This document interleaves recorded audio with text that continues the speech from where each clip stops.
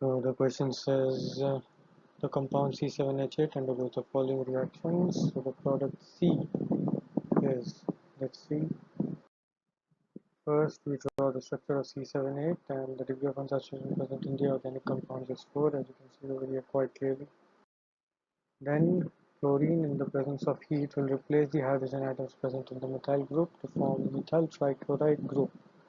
Now this becomes compound A, as you can see in the reaction over here.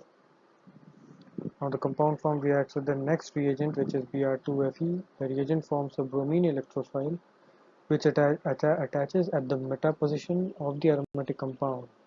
Now this is the compound, as you can see over here, Br2Fe, and this will attach over itself. Now once product B is formed, the compound is made to react with anhydrous zinc chloride in the presence of hydrochloric acid.